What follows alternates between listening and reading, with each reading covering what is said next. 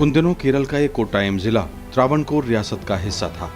इसी जिले के एक गांव में नारायणन परिवार बेहद गरीबी में दलित मोहल्ले की एक झोपड़ी में रहता था। इसी में 27 अक्टूबर 1920 को कोचेरिल रमन का जन्म हुआ। कई बार स्कूल की फीस न भर पाने के कारण पढ़ाई का सिलसिला टूटा, लेकिन सफर चलता रहा। त्रावणकोर विश्वविद्यालय से अंग्रेजी साहित्य में प्रथम श्रेणी के साथ एमए किया। पढ़ाई की भूख खत्म नहीं हुई थी, लिहाजा लंदन स्कूल ऑफ इकोनॉमिक्स में अर्थशास्त्र पढ़ने चले गए। लौटे तो त्रावणकोर यूनिवर्सिटी में 23 साल के नौजवान प्रोफेसर बन चुके थे। प्रोफेसरी करते करते पत्रकार बन बैठे। हिंदू और टाइम्स ऑफ इंडिया के साथ काम किया। इस बीच देश आजाद हुआ तो प्रधानमंत्री जवाहरलाल नेहरू के संपर्क में आए। नेहरू जी के कहने पर भारतीय विदेश सेवा ज्वाइन कर ली।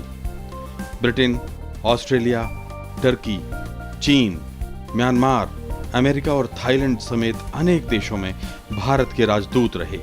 1979 में उन्हें जवाहरलाल नेहरू विश्वविद्यालय का कुलपति बनाया गया। 1984 में उनकी राजनीतिक पारी शुरू हुई। केरल से चुनाव जीतकर लोकसभा पहुंचे।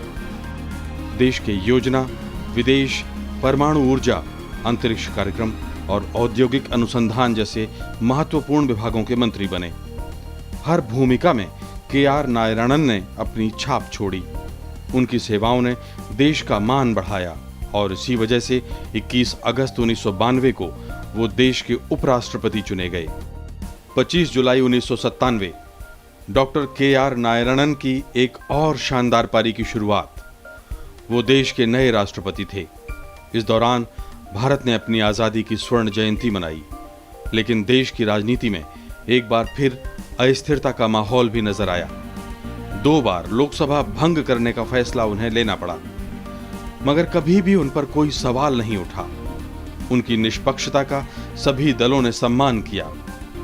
कार्यकाल पूरा करने के बाद उन्होंने शिक्षा पर एक बार फिर अपना ध्यान केंद्रित किया।